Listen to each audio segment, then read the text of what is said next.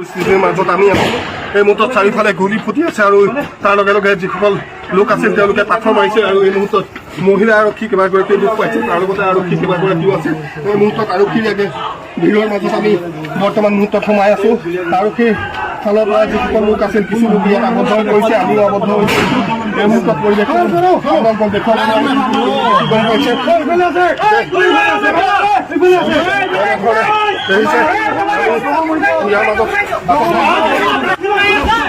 আৰক্ষীৰ মাজত সোমাই আছোঁ আৰু নানা ধৰণে দেখুৱাবলৈ চেষ্টা কৰিছোঁ।